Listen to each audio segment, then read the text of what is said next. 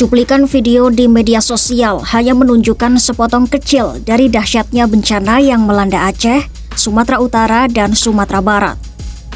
Kenyataannya, kondisi di lapangan jauh lebih parah dari yang tampak di layar.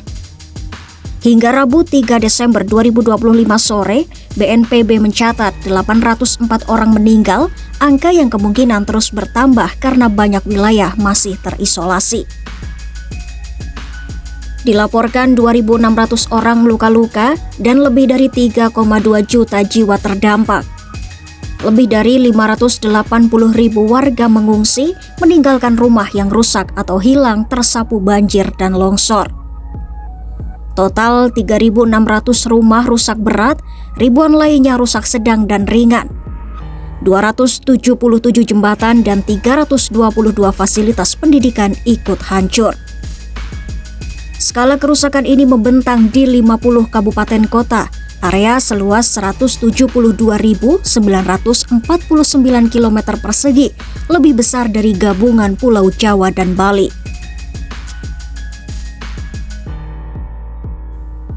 Ratusan ribu warga masih terisolasi tanpa makanan, listrik, internet, dan air bersih. Di Aceh Tamiang, ribuan orang mengungsi ke perbukitan dengan persediaan pangan yang habis. Beberapa korban seperti Antoni Karo-Karo dari desa Sukamakmur harus berjalan kaki 15 km untuk mencari bantuan.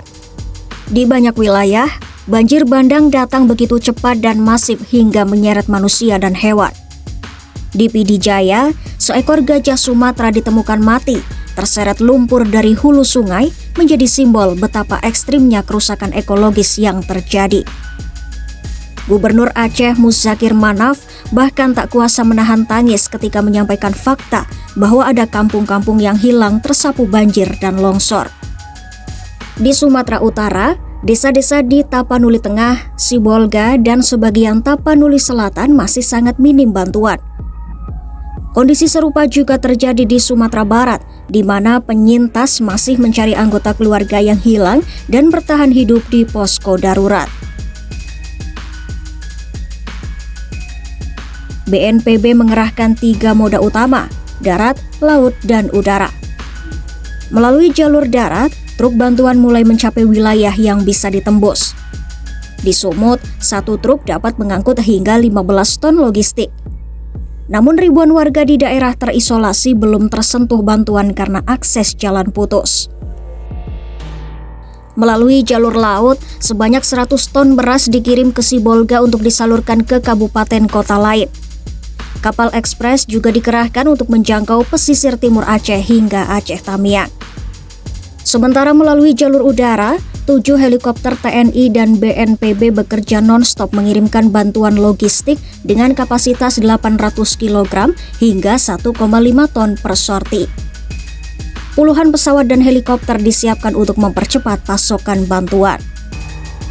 Di Aceh, tersedia 13 armada udara, sementara di Sumbar 4 pesawat dan helikopter diterjunkan untuk menjangkau daerah pegunungan di sekitar Gunung Singgalang.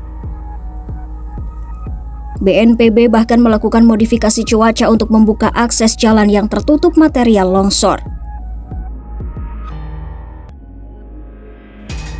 Para ahli menilai ini bukan hanya bencana alam biasa.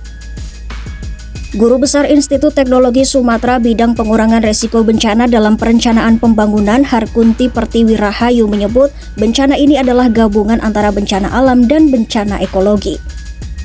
Rusaknya kawasan hulu hingga hilir membuat masyarakat tidak punya tempat aman untuk evakuasi. Ketika alam kehilangan daya menahan air, seluruh wilayah berubah menjadi zona rawan bencana. Respon pemerintah daerah juga dinilai lambat meskipun peringatan siklon sudah diberikan 1 pekan sebelumnya. Minimnya mitigasi dan ketidakadaan regulasi ketat terhadap keseimbangan alam memperburuk keadaan. Meski pemerintah gencar mendistribusikan bantuan, kenyataannya masih banyak penyintas yang belum terjangkau. Ribuan warga masih kelaparan dan menunggu pertolongan. Karena itu, banyak pihak mendesak pemerintah menetapkan status bencana nasional untuk memastikan seluruh sumber daya negara dapat dikerahkan, termasuk TNI, Kementerian Teknis, hingga dukungan internasional.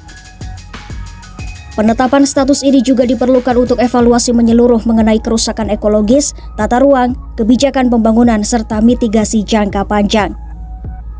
Gambaran yang beredar di media sosial jauh dari cukup. Kondisi di lapangan menunjukkan skala kerusakan besar, korban jiwa terus bertambah, dan penanganan belum mampu mengimbangi luasnya wilayah terdampak.